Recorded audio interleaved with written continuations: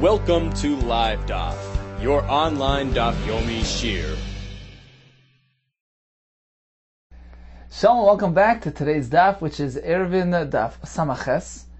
We have 5 lines from the top. The Gemara related for us a story where there was a 8-day-old baby, where they prepared some hot water to prepare him, to rinse him before the bris. And the water got spilled out. So Rabbi said, why could you bring him some water from my house? So Rabbi lived in the Chatzer, which had no Erev Chatzeris. And he suggested that they take a goy and have him transport the water from Rabbi's home over to the home where the baby was. And actually in this Mavi, there was another distinguished resident. His name was Abaye. So Abaye and Rabbi lived in this Mavi, where there was no Erev, there was no Shituf to allow carrying. That's why they needed the goy to transport the water. Amalei Rabba Barav Chanan Abaye. So he approached Abaye as follows. He said, Mavoya de ispe tre gavri ravrik rabbanan. A mavoi, where two such great men as you and Rabba, that is, live there. How could it be that in such a mavoi, there shouldn't be an Erev Chatzeris, there shouldn't be Shutuf Mavais? How could it be? You didn't look after these important matters to allow carrying? Omar Leis Abai responded, My Navid, what should we do? Who should look after it? Mar, meaning Rabba, Lav Urche. It's not Lefi Kvoidai, it's not honorable for him to have to go make a collection, a food collection amongst the residents. So it's not his thing. Ano. What about myself? I'm busy with my learning. I don't have time to look after these communal matters. It's something which needs to be looked after on a regular basis. Time's precious. You know, the Vilna Gaon at the end of the year, he made a cheshbon nefesh. He had accounted for every moment throughout the year, except for 7 minutes. They say he didn't. One year, 7 minutes, he couldn't account for it. So every second's precious. I'm busy. I can't look after this on a regular basis. Inu.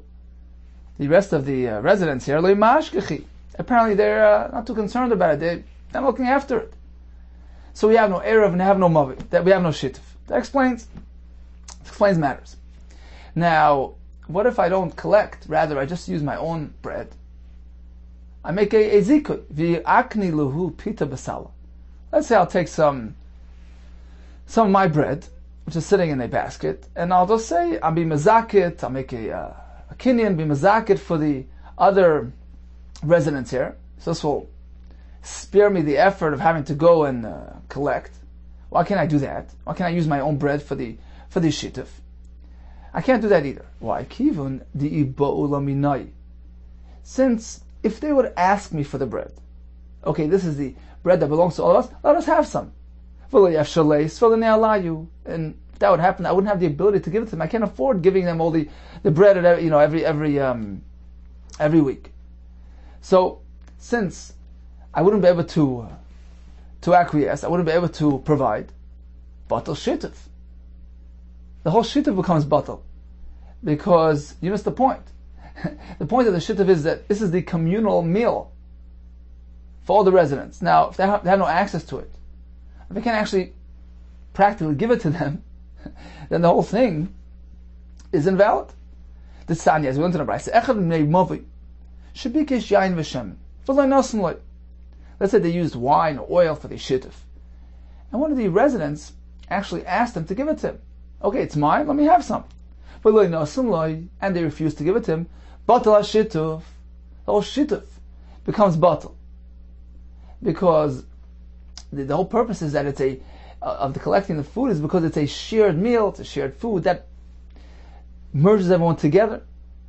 But if you can't practically access that food, then the whole shituf doesn't take off. Therefore said Abaye, it's not practical for me to offer them my own bread, which I won't be able to give them on a practical basis. So he asked him, Rabbi Baruch Hana asked him, fine, you can't give them bread, you can't give them something expensive, give them some of the vinegar that you use. Be makne to them, a revius of vinegar, revius of the chal b'chavisa. from one of your barrels which you use on a regular basis.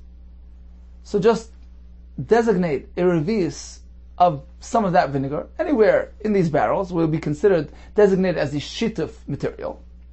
Continue using the supplying yourself from this vinegar, and you'll just assume that whatever's left at the end of the year on the bottom of the barrel, that'll be left for the shituf. Let's just designate that as a shituf material, meaning retroactively we'll say that whatever's left on the bottom, that is what we had intended for the shituf. So that was his question. Why can't you just do that? Vinegar is not so expensive, you can afford that. So he said, Tanya, we learned to the right, ein mishtatzim ba'itzer. We cannot establish a shituf mevois using oitzer, material which is stored, which is used as a steady supply. Why? Because perhaps you're going to consume the actual Eruv material. You can't say, well, whatever's left at the end, that is what we had in mind initially. We can't do that. Let's see Rashi inside. Rashi, let's begin from 2 lines from the top, from the beginning of the whole exchange. Trei Gavri, Ravri Karabana. So he asked Abaye, two such great men living here. Kigoin Ata v'Rabba, the Dairisu Bey. You and Rabba live in this Mavaya. Why don't you look after the communal affairs? What about the Eruv and the Shituf? Sabai responded with humility. He said, Ma Rabba, the other person, in kvoid lachser l'chazr al bnei ha'mavi. It's not his covet to do that, to have to go and make his rounds, collect the food. Regarding myself, he didn't say the same thing. He said, I'm just preoccupied. I don't have a moment for it. Regarding the other people, inhu shar bnei ha'mavi l'mashkichi. Apparently, they're not paying attention. It's not too important to them. Therefore, we have a situation of a mavi without an erev and a shituf. What about if I don't make the rounds? I just use my own bread. Akni lehu mishali rifta besala. I'll take some bread of my own in the basket and be makna to them b'dibura, just with words. They're like a tircha. It's not much of an effort. V'yu kulan zoichem v'elushem shituf, and they'll all be zoicha in this bread for the sake of shituf. The problem with that is because practically I can't really provide it to them. If one of the residents approaches me, wants to partake in the shituf, would like to eat some of that bread, and would request that bread, I have no ability financially to do that. I can't give away my own bread every single Shabbos.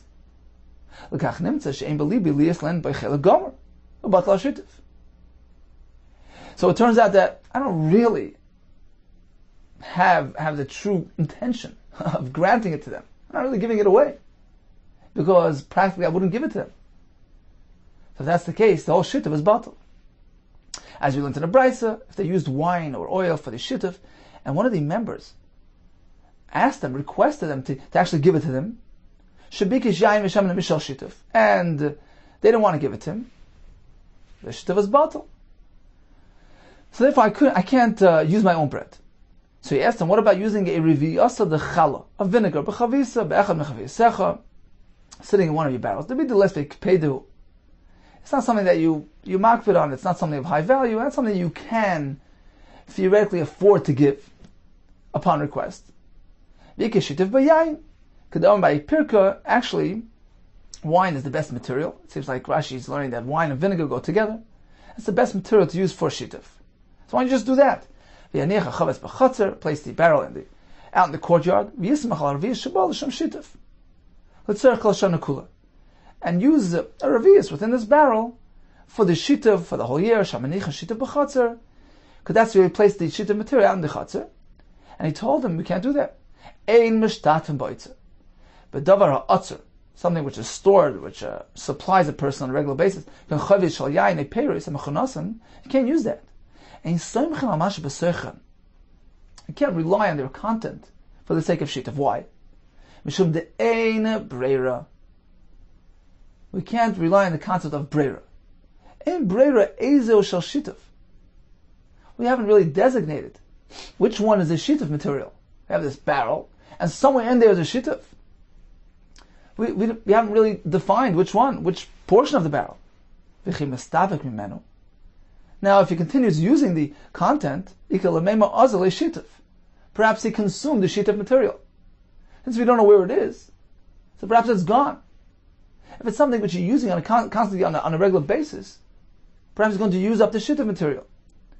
You can't say, well, whatever's left on the bottom, that's what you had in mind initially. That's the concept of brera. That what you designate now, what you define and verify now, should be applied retroactively. That's the concept of brera, and we don't hold of brera. As we see in the Brisa, which clearly tells us that in mishtaten ba'itza, you cannot use stored material which is supplying you. You can't use that for the shituf. Okay, so that explains matters. That's why we don't have an erev or shituf in this area. Continues the Gemara. Fine, there's one brisa which says ein mishtaten ba'itza, because we can't apply brera. V'hatanya mishtatfin, we have a brisa which says you can use storage material for the sake of shituf mavais. You can say that whatever's left at the end is what you had intended initially for the shituf, using the concept of brera. So one brisa says no, one brisa says yes. We seem to have a contradiction. Amar of Oishel Akasha answers like this. The two brises here reflect different shittas. Habe Sham, Habe Silo. First brisa which says you can't use storage food for the shituf because we don't apply the concept of brera. We're concerned perhaps he's going to consume the air material. That's following shittas Beisham, you hold ein brera. The second brisa which says mishtatfin is following shittas Beis Hillel, who hold yesh brera, and we simply say that whatever's left at the end of the day, that was initially intended to be used for the Erev material. So we applied retroactively using the concept of brera. What has been verified and defined at a later date is what you had intended on doing initially. That's applied retroactively. And therefore, there's no concern using the material which is supplying him on a regular basis. As we're going to see in the following Mishnah, that Beishami hold ein brera, and Beisil hold yesh brera. The Snan, as we learned in the Mishnah, ha-meis b'bayis. There's a mace in a house. V'lo psacham harbi. The house has many entranceways. Kulan tmeim, they're all tamei. What does this mean? Rashi explains that aside from the standard tumas oil, so anything found under the same roof as the mace will be tamei. There's an additional halacha. Rashi here brings that it's halacha Moshe Messinai, that the entranceways as well are tamei. So anything sitting in the doorways or even the windows, which serve as a exit route for the tumah, he's going to go out somehow. So all these are also tamei. So even if the thing is sitting not in the same oil as the mace, something separating the mace from this object, but if this object is underneath that doorway, it's going to become tamei. Niftach echad mem. Let's say one of the doorways were opened. Hu tamei, that remains tamei. That's been designated, so to speak, as the exit route for the mace. And as a result of that, all other psachim now become tar. They've been exempted from this halacha because this one has been designated for the mace. So that's if he practically opens the door. What if only chishev lo hitzir be'echad mem? He only had a machshava. In his mind, he designated one of them as the exit route for the mace. Oy bechaloin sheyesh bei arba al arba. The same halacha applies to a window which is 4x4 tefachim, which is adequately sized as a exit route for the mace. So as long as he had a machshava to designate one as the exit route, matzel al kol psachim kulan, that saves everybody else. This one becomes the Pesach for the mace, remains tamei, whereas everything else becomes tar. B'shama oimrim v'hu shechishev asher lo yamas hameis. This can only be applied if he had a machshava before the mace passed away. So he's pre-planning things, and he's designating a specific door to be used eventually as the exit route for the mace. That could work, because it's going forward, it's not retroactive. Whereas Beisil hold, Beisil oimrim af meshiyamas hameis. He can even do this after the mace already passed away, and it's going to be applied retroactively. We'll say This is what was initially designated for the mace's exit, as the mace's exit route. And therefore, even let's say a kli that was sitting in a Pesach after the mace died, and that Pesach was treated as a Pesach Tameh. Now that he's designated one of the Psachim as the designated route for the mace, retroactively, we're going to consider all the other Psachim tar, following with the concept of Breira. According to Basil Yesh Breira, we can apply something which has been verified now retroactively. Whereas Bisham held Ein Breira. You can't apply it retroactively. So since the Tumah has already arrived to all the Psachim, you can't say, well, let's decide which one is going to be used as the exit route, and we'll say, initially, this is what was really meant to be used and nothing else. We can't do that. So therefore, Bisham say this can only apply before the mace died, before the Tumah arrived. You can designate one as the specified exit route, and that will become Tameh, and everything else will remain Tar. Whereas we still hold, even after the mace died, even after the Tumah arrived to all the Psachim, we can go ahead now and designate one as the designated Pesach, and everything else becomes Tar because we apply this designation retroactively. Therefore, says Rav Oishya, I have explanation to answer the two brises. We had a stira between one brisa which said you can not use the oitzar material, the food which was stored and supplies the person on a regular basis. You can use that for the sheet of mavois, because perhaps it's going to consume the Erev material. This is following Shittas Beis Shammai, who hold Ein Breira. We can't say, well, whatever's left at the end has been designated retroactively for the Shittas. We can't do that. Whereas the other brisa, which says Mishtafin Ba'otzar, you can use that material for the Shitav, is following Shittas Beis Hillel, who hold the Yesh Breira. And we can just assume that whatever's left at the end is what you had intended to designate for the Shitav originally. We can apply that Breira, that verification, that specification, you could apply that retroactively. And therefore, that Shitav is valid.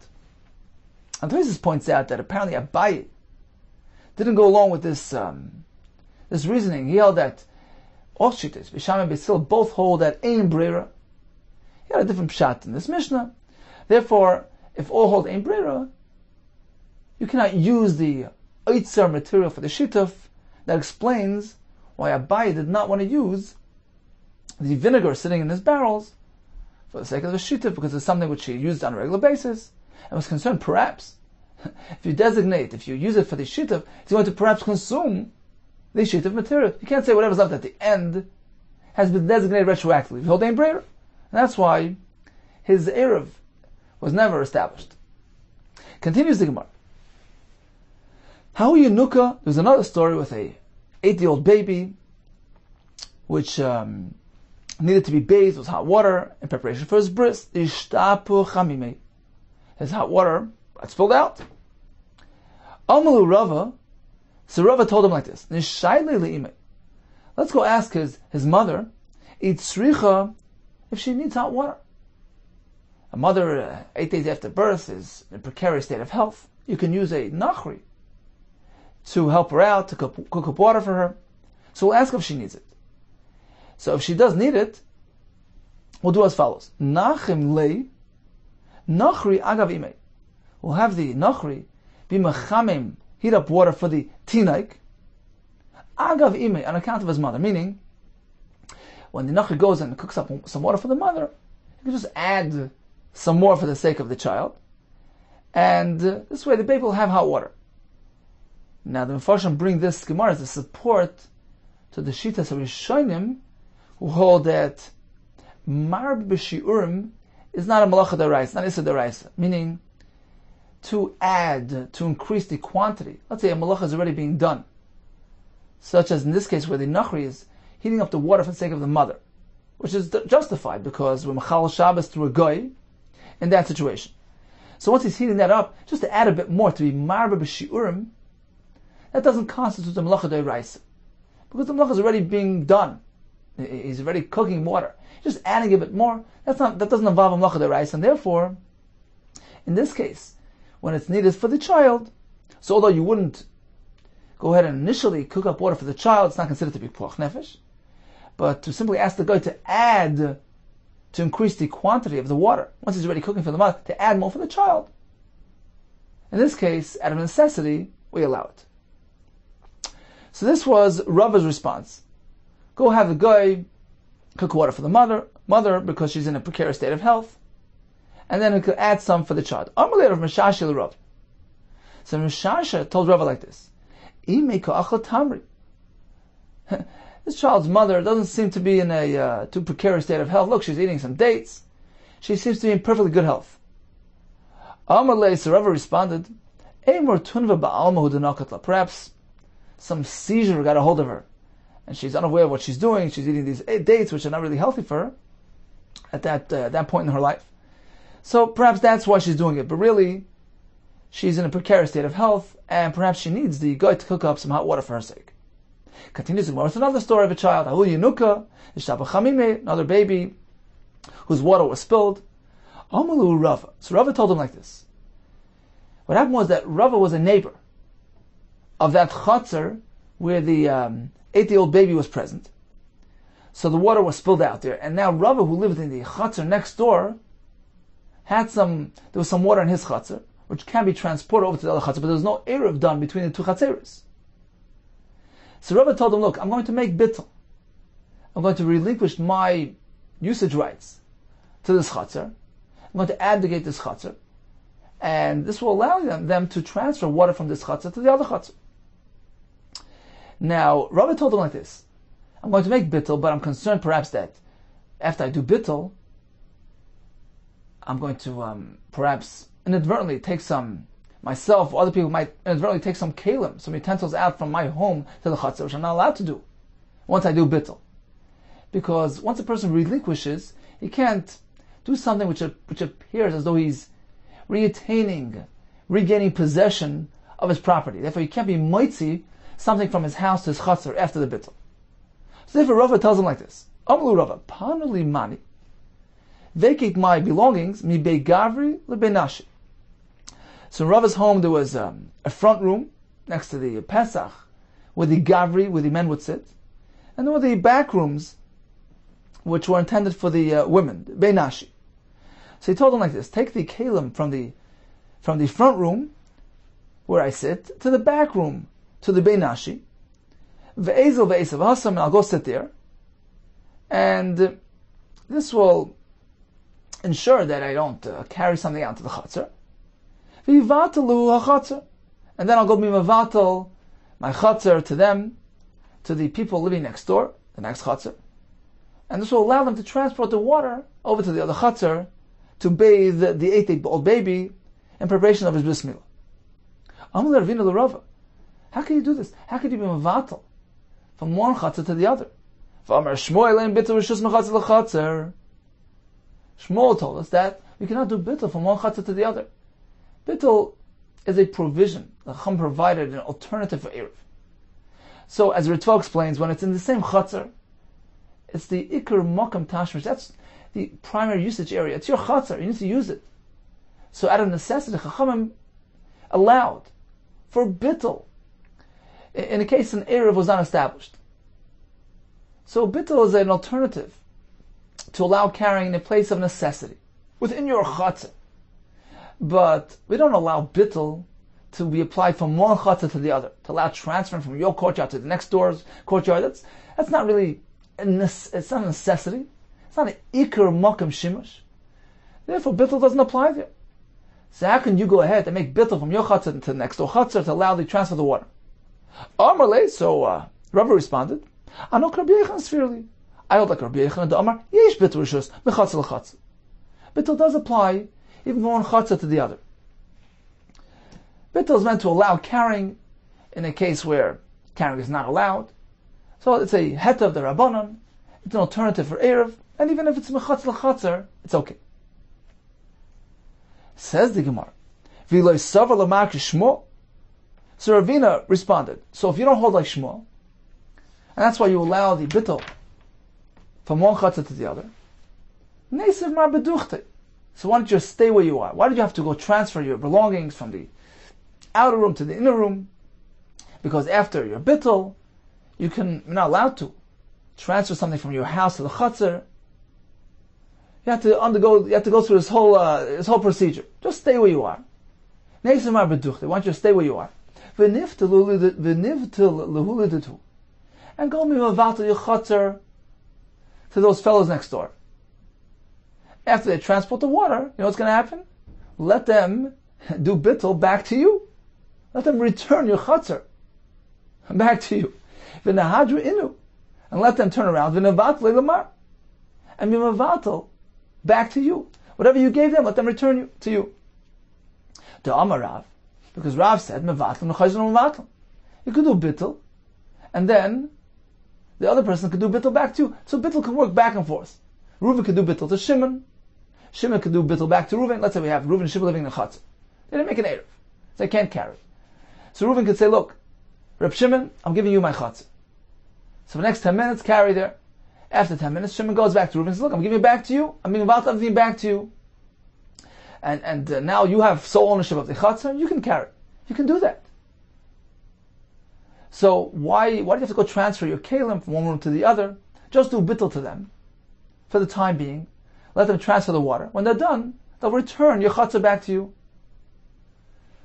And then you could transfer freely. You can take stuff from your house to the chatzah. So why do you have to go through the whole moving job, move all your stuff to the back room? Apparently it's going to be a long-term thing. It's going to remain that way throughout the whole Shabbos. Why do you have to be that way? Why can't you just get your chatzah back? So Rava responded, Shmuel really. When it comes to this halacha, I like Shmuel. You can't do a bittul back and forth. So once I do bittul to them, it's theirs for the entire Shabbos. Therefore, out of concern that perhaps I'm going to carry something from the house to the chatzar, I had my belongings moved over to the back rooms, which will prevent that from happening. Let's take a look at Rashi inside. Up on the top line. So it was Ravina who asked Rava, if you can make bittul from one chatzar to the other, why don't you just stay put? The midika amris panuli mani, because once you say, bring my clear my stuff out of the front room to the back room, go sadaitach. You've indicated that the me'achash tebato reshuscha ein lecha yom heta b'chatzar. You've indicated that once you do bittul, you will no longer be permitted to carry in the chatzar. V'anikus Shmuel. Apparently, this is in line with Shmuel's shita. The Amar lekamon ein mevatam l'chayzer mevatlan. Who hold that once you do a bittul, one way you can't do bittul back. Because otherwise, if you wouldn't hold like Shmuel, why don't you stay put? Be mevatal to them the use of your chatzar, just for a moment, for a sha'achas, to give them the opportunity to take the water over. And when they're done,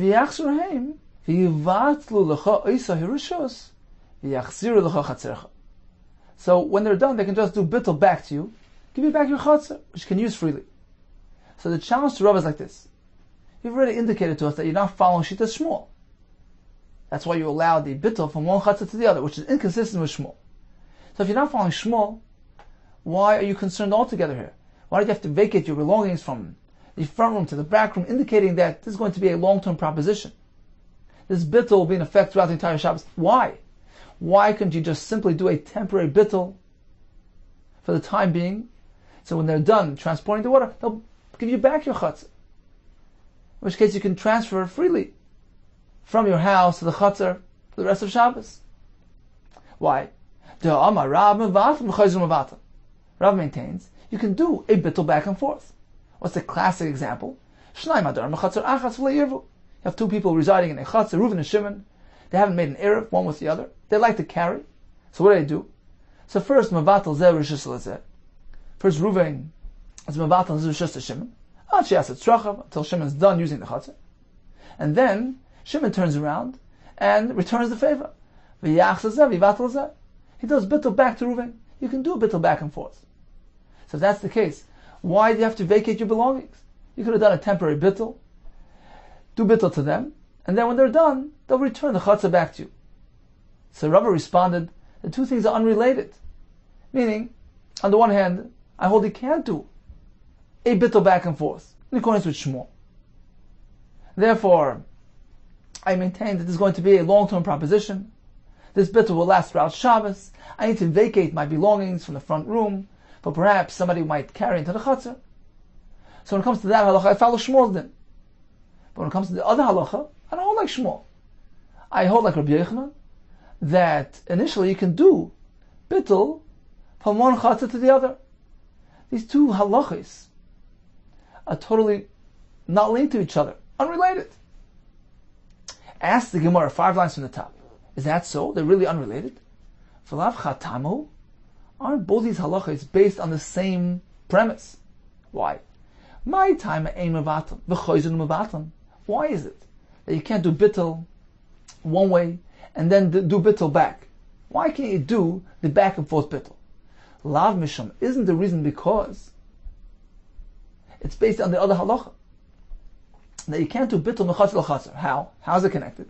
To keep in the battle rishusay, because once, let's say, Eruvin was mevatel his rishus to Shimon, istalakli mihocha legamet.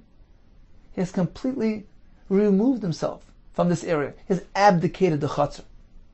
V'havale kiven chatzer acheres. It's as though he's a foreign entity. He's no longer a member of this chatzer. He doesn't live here. He gave up his usage rights. And if that's the case, they can't be mevatel back to him. He can't be the recipient of a bittul. Why? Because the Chacham set certain guidelines when it comes to bittul. As we mentioned earlier in the name of the Ritva, bittul only works in a place which is the ikar makam shimish, in your chatzar, and likewise only to the members of your chatzar. In contrast to this fellow who has given up his usage rights to this chatzar, he's become a ben chatzar acheres. He's a foreign entity. He's not a local member. Ve'ein bittul rishus mechatzer l'chatzer. And that's why Shimon can't return the favor. He can't do bittul to Eruvin. Eruvin is a non-player. He's not part of the equation. He doesn't live here any longer. So the Gemara is suggesting here that both halachas are very much connected. The reason why you can't do the bittul back and forth is based on the very halacha that you can't do bittul mechatzer l'chatzer. And just as you can't do bittul from one chatzar to the other chatzar, likewise you can't do bittul to a ben chatzar acheres, to a fellow who's not a local member. So if that's the case, the Gemara is challenging Rav. You hold that you can't do a bittul back and forth. Apparently, it's because you agree to the concept that bittul cannot work mechatzar l'chatzar. If that's the case, how did you allow initially the bittul to be applied from your chatzar to the chatzar next door? Mar nami lo niftal. You can't be mevatel from your chatzar to the next door chatzar. So if you hold of this halacha, apparently it's because you hold the next halacha as well. And bittul can't work mechatzar l'chatzar. So Rava responded, not so fast. The two things have no connection. You know why you can't do a double bittul? You know why a mevatel v'choizun mevatel?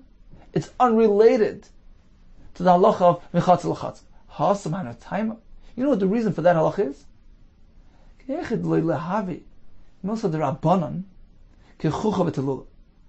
So that the words of the Rabbanan, the takon of bittul, shouldn't appear like a joke, like a comical matter.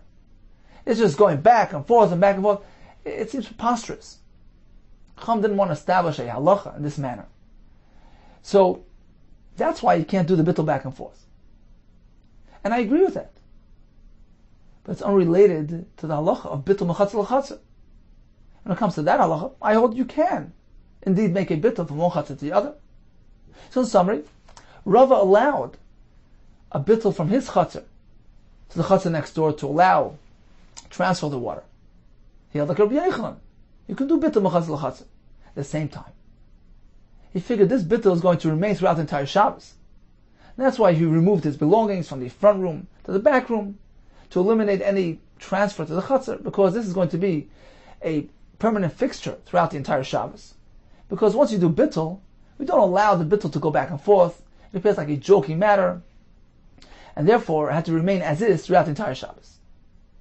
Continues the Gemara. Gufa, so we just learned regarding a bittul back and forth. We have a machlekes. Rav Amar mevatlan v'choizru mevatlan. You can do bittul one way and then bittul back. Or Shmuel Amar ein mevatlan v'choizru mevatlan. You cannot do bittul back and forth. So we're going to analyze the svara, the reason of the machlekes. Says more lema Rav Shmuel beflukta to Rabbanan Rabbi Yehuda Kessler. Shall we say perhaps that the machlekes Rav and Shmuel regarding the bittul back and forth is contingent on the machlekes, is based on the same reasoning of the machlekes between Rabbanan and Rabbi Yehuda by bittul. What is that machlekes? It's referring to a classic case where you have people living in a chutzner. One of them didn't participate in the eruv. He'd like to make bittul. Now, what is he mevatel? Is he relinquishing just the chutzner usage rights, or is he also abdicating his home? Is he giving up his personal usage rights to his home? According to Rabbi Yehuda, he gives up everything. According to Rabbanan, he's only giving up the usage rights to the chutzner. So the Gemara is going to connect that machlekes to our machlekes. The Gemara is assuming that Rabbi Yehuda holds when a person does bittul, he's totally being mesalik himself in this chutzner. He's leaving the chutzner completely. He's removing himself. He's no longer considering himself like a local member. And that's why the chutzner goes out, the bias is, but everything becomes batal. He gives up everything. Whereas Rabbanan maintain, no, bittul is not meant to be applied to that extent. He's still considered to be a local member. And therefore we say, yeah, usage rights to the chutzner is given up, but not to his home. And this will mirror the machlekes between Rav and Shmuel. Why? The Rav Amak Rabban. Rav holds that you can do a bittul one way, and then a bittul back. So Eruvin can be matal to Shimon for the time being, and then Shimon can give back everything to Eruvin. He holds like the Rabbanan, who maintain that when a person does bittul, he doesn't leave the entire premises. He's not considered to be a ben chatzar acharis. He's still a local member. So even after Eruvin did bittul to Shimon, Eruvin is still considered to be a local member of this chatzar. Therefore, he can be the recipient of Shimon's subsequent bittul. So Rav is following the Rabban. Shmuel Damak Rabbi Yehuda. Shmuel holds that you cannot do a bittul back and forth. Apparently, it's because he holds like Rabbi Yehuda. When a person does bittul, he totally is being masalik himself in this chatzar. He's no longer a local member. And therefore, Rabbi Yehuda holds, he was mevatel the chatzar, he's mevatel the rishus of the house as well. He's gone. And therefore, you cannot do a bittul back and forth, because once he's given up rights, he's no longer a local member. And he cannot be the recipient of their bittul. So apparently, the machlekes Rav Shmuel is very much related to machlekes Rabbanan and Rabbi Yehuda. This, of course, poses a concern, because it's going to turn out that the Amoraim are in dispute of the Tanoim, because Rav is going to be disputing Shitas Rabbi Yehuda, and the Shmuel, the Shitas Rabbanan, which is something we try to avoid. Says the Gemara, indeed, the two things are unrelated. The machlekes Rav Shmuel is detached from Rabbi Yehuda and Rabbanan. Amalach Rav. Rav will respond, I know the Amrei Afil Rabbi Yehuda. My Shita is very much consistent, even according to Rabbi Yehuda. Ad kan lo yikam Rabbi Yehuda hasam. It's only over there Rabbi Yehuda holds that hamavato shus chatzeroi shus beisoi nami bita. When a person is mavato shus of his chatzar, included in that bittul is the home as well. It's no longer uniquely his. It's no longer designated specifically for him. Why? It's kind of difficult to live in a house without a chutzner, without a service area around it. So it's impractical. Therefore, it's no longer considered to be a real proper dwelling. And it's as though he gave up rights, personal rights to the dwelling of his home. So that's what there's a svara that included in the bittul is the home as well. But that's a specific svara there. But when evaluating whether this person is still a local member or not, perhaps he's still here. Avalini is taluki, miyamar. But did Rabbi Yehuda say that he totally removed himself from the chatzar? He's a foreign person. He's not a local member. No, he's still here. We don't consider the chatzar in the house designated for him personally. He's given up those personal rights. It's not a rishus that's miyuchat to him. Because just as he gave up the rishus of the chatzar, he also gives up the rishus of the house because it's not a practical dwelling place. It's not chashav enough to be considered rishus miyuchat lo. He gave up rights to that as well. But he's still somewhat a local member. He's not considered to be completely removed from the area. And therefore, pertaining to our question of the two-way bittul, of course, he can be the recipient of their bittul. He can mevatel to them, and they can mevatel back to him because he's still here. He's still a local resident. On the other hand, Ushmuel Amar, Shmuel will say, Another Amar Afilu Rab K'Rabbanan. My view is consistent even according to the Rabbanan. Ad kan like Amar Rabbanan Hasam. It's only over there the Rabbanan maintain that he only gave up the rishus of the chatzar, not the home. Ella, my the batal. What he was mevatel, meaning the chatzar, fine, he was mevatel. The loy batal. But what he wasn't specifically mevatel, what he didn't explicitly state and include in his batal, meaning the home, loy batal. That's not automatically included. So the chatzar is batal, but not the house. Aval my the batal, mia histal gamri. But what he did, what he was mevatel, meaning the chatzar, mia histal gamri. Certainly, we consider him to completely eliminated and removed from the area. He's no longer a member of this chatzar. So certainly the house he still holds on to. It's still uniquely his. But from the chatzar, which he has removed himself, which he was mevatel, he's completely removed. He's no longer a local member of the chatzar. And therefore, pertaining to our question of the bittul back and forth, once he's given up rights, once he was mevatel to them, they can no longer be mevatel back to him because he's now a local member pertaining to the chatzar. Okay, so the Machlekes Rav and Shmuel appears to be unrelated to the Machlekes Rav and Rabbanan. Both shitas are compatible with both shitas. Continues the Gemara with another suggestion. Amar Rav Achbar Chana, Amar Rav Sheshes. Ketanoi. Perhaps the Machlekes Rav and Shmuel can be linked to another Machlekes Tanoi. We have a brayso as follows. We know that a person who is mevatel rishus, the brayso will call it nasan rishus. He gave away his rishus to the other members of the chatzar. He's no longer allowed to transfer from his house to the chatzar. And this is what we had before with Rava, because it appears as though he's reattaining possession of the chatzar. Can't do that. He has to leave it in their possession. Now if a person did bittul and he carried out, and he transferred from his home to the chatzar, whether it was inadvertently or willingly, knowingly, oiser. Now what happens is he regains possession of the chatzar. The bittul has been terminated, and they can no longer carry on the chatzar. Divrei Rav Meir. So Rav Meir holds that this applies to shagi as well as mezid. Rav Meir holds that it's very easy for him to reattain rights to his chatzar, to regain possession. Even b'shagig, he's going to regain possession. Rabbi Yehuda Omer, b'mezid oiser. If he does it willingly, does it intentionally, then yes, he regains possession, and it's also to carry in the chatzar. The bittul has been nullified. B'shagig any oiser, but if he did it b'shagig, it's okay. It's not considered as though he regained possession. Says my lab apparently this is the base of the machlekes. Rabbi Meir holds, even after bittul, he's still considered to be a local member. He hasn't totally removed himself of the chatzar. What's the raya? We see it's very easy for him to reattain possession, to regain possession of the property. Even b'shogig, we say that he repossesses his property.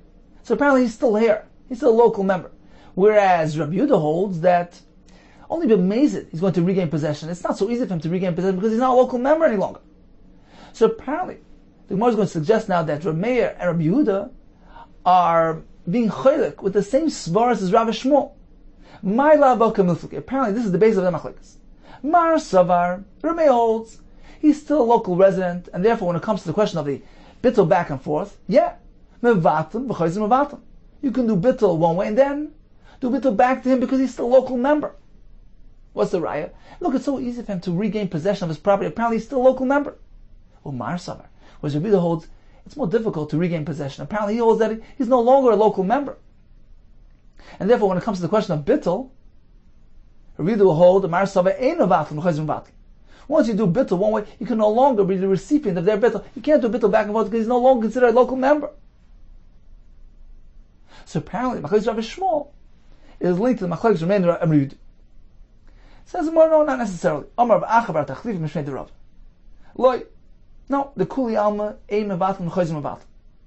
Perhaps Rav Meir and Rabbi Yehuda both hold that once he does bittul, he's no longer a local member. And therefore, when it comes to the question of the double bittul, he cannot do a bittul back and forth. Once he's given up his rights, he's a ben chatzar acheres, they can no longer do bittul back to him. So what then is the basis of the machlokes in Rabbi Yehuda? When it comes to shogeg, whether we say that if he carries out unintentionally, he has retained the possession of his chatzar property or not. Says the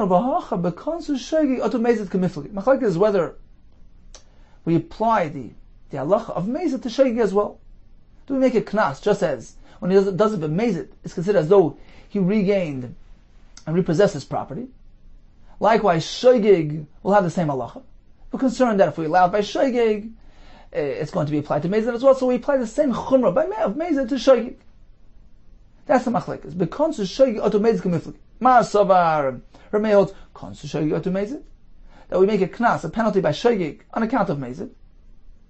We apply the halacha of mezid to shogeg as well. Ma'asavar Rabbi holds no, there's no such concern. Well, kon to shogeg oto mezid. We don't apply a knas by shogeg on account of mezid. So if he did it by mezid, yeah, he reacquired his territory. But if he merely did it by shogeg, no intention to do anything, we don't say the same thing will apply. So it's unrelated to the general question of when a person is mevatel reshus, whether or not he's considered to be a local member.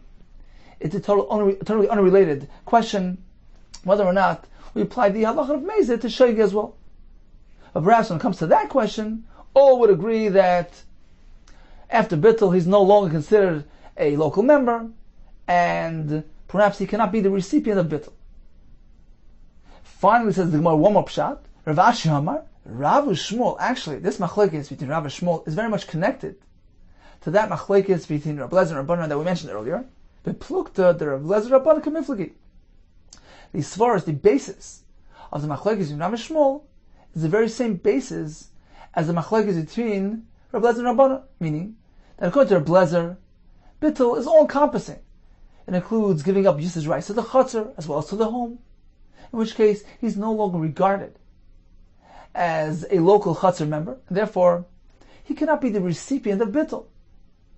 So once he gives up rights, they can't turn around and give it back to him. He's no longer considered to be like a member of this chatzar. That's Shita Shmuel, whereas Rav holds, like the Rabbanan, bittul is not so all-encompassing. He only gives up the rights to his chatzar, but he still retains full usage rights to his home, in which case he's still considered to be a local chatzar member, and he can be the recipient of a reciprocatory bittul. So that's Shitas Rav. So in conclusion, we have machlokes in Rav and Shmuel, whether we can do a back and forth bittul. Rav says yes, Shmuel says no. Has several suggestions of how to explain the machlokes, and we concluded with the explanation of Rav Ashi. Continues the Gemara. Amar Rabbi Gamliel, Maasa Betzduki Echad Shaidari Manu. This is going back to the Mishnah, beginning of the parak, that although a Yisrael can establish an Eruv, or as an alternative, he can do bittul, a Goy cannot. He must rent usage rights of his property to allow carrying in that area. Now, Rabbi Gamliel responded by saying that a Tzeduki, a member of that group who didn't believe in Torah Sheba'al Peh, they wouldn't conform to the Takanas of Chachamim, they didn't establish Eruvin, even a Tzeduki can do bittul, as was demonstrated with that story with Gamliel and his father, as we discussed in the Mishnah. Now, why is Gamliel responding with Tzeduki? Who is he coming to respond to? It appears that the Tanakama holds that a Tzeduki can't do bittul. To which Gamliel responded, yes, he can. Where did we see any discussion of Tzeduki in the Mishnah?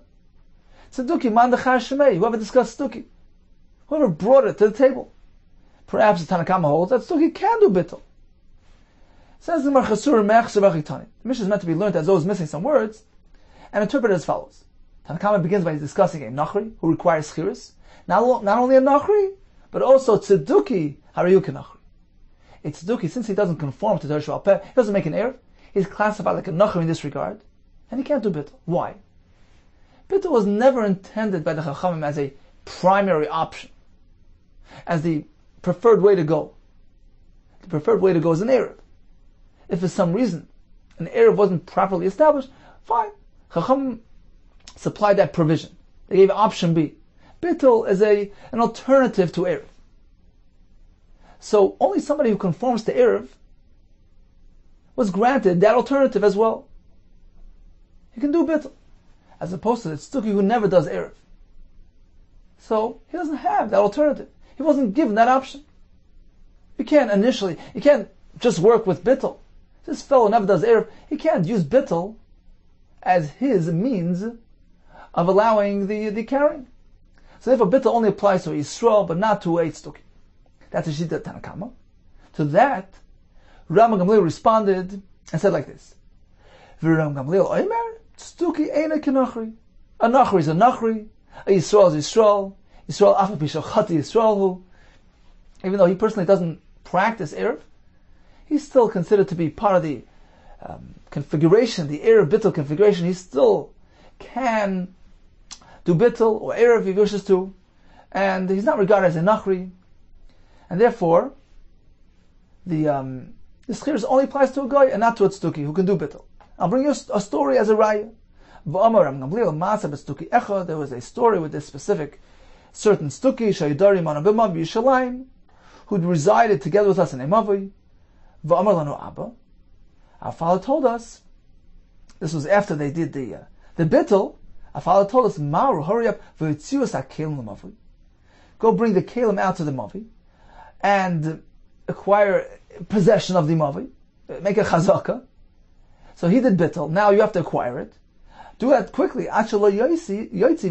before he transfers his stuff out to the mavi, and by doing so, he's going to reattain possession of that mavi, and it's going to make it usher for you to carry.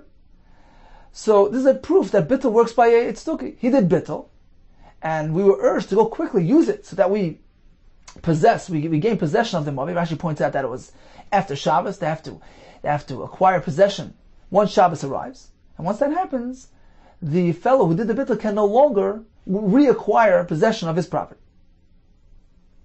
So indeed it's a machlokes. Tanakama holds Tztuki cannot do Bittul. Rabbi Gamliel proves from the story that Tztuki can do Bittul. Vatanya, we actually have another brayso which supports this approach, that there's a machlokes between Tanakama and the other Shita. The brayso says Hador Iminachri Tztuki by Soisi. If a person lives together with either a Nachri or Tztuki by Soisi, another member of these groups who wouldn't conform to the Torah Shabbat Peh or Erev. So in all these cases, Harei lo Oisrin Oila, Allah to make it usher on him, unless he does the Schirus. That's the Shita of Tanakama, that not only is Schirus required by a Nachri, but by the other fellows as well. The Brisa continues, there's an opposing Shita. A Shita of Rabbi Gamliel, Umasa b'Stuki Echad, there was a story with this certain Stuki Sheidar, and Rabbi Gamliel b'Mavoi, lived together with Rabbi Gamliel and Mavoi b'Yishalayim, V'amal Rabbi Gamliel b'Banav, and Rabbi Gamliel instructed his sons, Banai, my sons, Marov Otziu, quickly take out Mashen Tamatzim, what you need to take out to the Mavoi, Machnisu Mashen Tamachnisin, and bring in what you need to bring in. Ad Shalayoitzi HaToyev Hazeh, before this undesirable fellow takes out his stuff, V'yesar Leichem, and by doing so he's going to regain possession of his property. So he did Bittul, and you must quickly use the area to acquire possession before he does so, because then he'll go regain possession. It's going to terminate the Bittul V'yesar Leichem, and will make it usher on you. Sharei Bitel V'shisar Lechem, because he had done Bittul to you, and therefore you must quickly acquire possession of the Mavi, Divrei Rabbi Meir. So very clear, we have a machlokes in Tanakama, who holds that Bittul will not apply to these fellows, whereas Rabbi Meir, who's quoting the story of Rabbi Gamliel, indicates that Bittul will apply to a Tztuki. Rabbi Yehuda Omer, B'loshen Acheres. Actually, Rabbi Gamliel employed different language when he instructed his sons, because even he agrees that Bittul cannot be used by Tztuki, and this Mavi didn't have Bittul. So how did he instruct them? Maru v'asu tzorchecha b'mavi.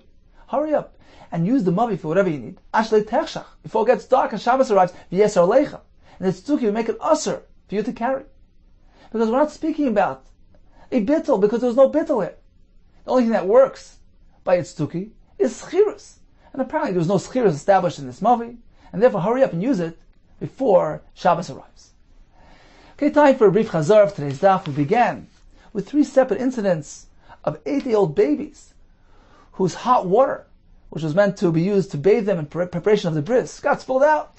In the first case, Rabbi suggested that they use the services of a goy to transfer the water throughout the chatzar to the house where the baby was, and that indicated to us that this chatzar had no erev or shituf.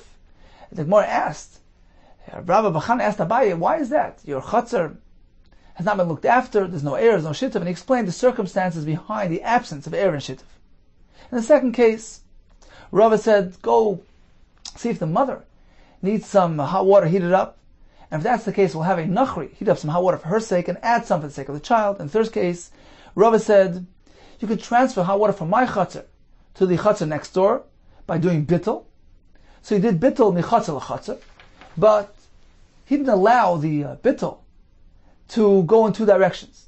Once he was mevatel to them, they could no longer be mevatel back to him. The reason for that was, Rav explained it, was so that the din of the Rabbanan wouldn't appear preposterous, comical, back and forth, and therefore it can only be done one way, and that's it.